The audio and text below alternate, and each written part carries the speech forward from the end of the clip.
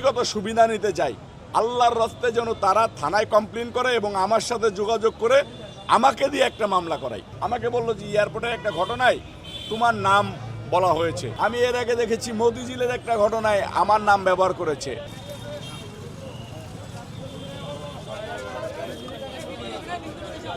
আমাদের নেতা তারেক রহমান সাহেবকে নিয়ে বিভিন্ন সময় বিভিন্ন জন বিভিন্ন রকম করে কার্টুন তৈরি করেছে। অনেক পত্রিকাও আগে কার্টুন তৈরি করেছে, প্রথম আলো করেছে, ডেইলি স্টার করেছে, অনেক পত্রিকায় করেছে। আমাদের প্রিয় নেতা জনাব তারেক রহমান সাহেব দেখবেন অনেক সময় তাকে নিয়ে কার্টুন করার পরে তিনি নিজের ভেরিফাইড ফেসবুকেও পোস্ট করেছেন। এটা তারেক রহমান সাহেব মনে করেন যে শহীদ রাষ্ট্রপতি জিয়াউর রহমান সাহেব গণতন্ত্রের প্রবক্তা, এটা গণতান্ত্রিক দেশ, এই গণতান্ত্রিক দেশে যে কেউ যে কোনো কিছু বলতে পারে এবং করতে পারে, সেটা ন্যায়ের ভিতরে থাকলেই হলো।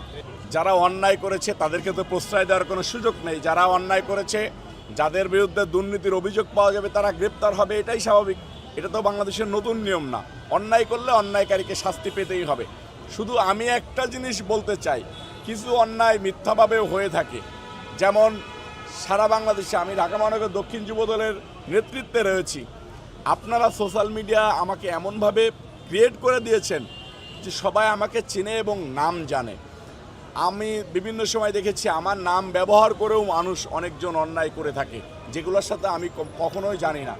আমি যেমন কিছুক্ষণ আগে পার্টি অফিসে বলতেছিলাম যে কালকে আমাকে একটা বড় ভাই বলল যে এয়ারপোর্টে মনে হয় কোনো একটা দুর্ঘটনা ঘটছে, কি ঘটনা ঘটছে আমি সেটাও জানি না। আমাকে বললো যে এয়ারপোর্টের একটা ঘটনায় তোমার নাম বলা হয়েছে বা তোমার নাম ব্যবহার করা হয়েছে। আমি এর আগে দেখেছি মতিঝিলের একটা ঘটনায় আমার নাম ব্যবহার করেছে, আমি যেটা জানিও না। এরকম করে অনেক সময় অনেক লোক মানুষের নাম ব্যবহার করে অন্যায় কাজে লিপ্ত হয়, নেতাদের নাম ব্যবহার করে নিজেকে বেনিফিশিয়ারি করতে চায়।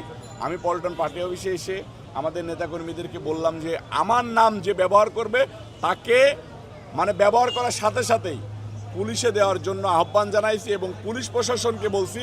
এবং আপনাদের মাধ্যমে আমি সকল ডিপার্টমেন্টে এবং সকল মানুষকে বলতে চাই, আমি রবিউল ইসলাম নয়নের নাম ব্যবহার করে যদি কেউ কোনো প্রকার ব্যক্তিগত সুবিধা নিতে চায়, আল্লাহর রাস্তায় যেন তারা থানায় কমপ্লেন করে এবং আমার সাথে যোগাযোগ করে আমাকে দিয়ে একটা মামলা করাই, এটা আমি চাই।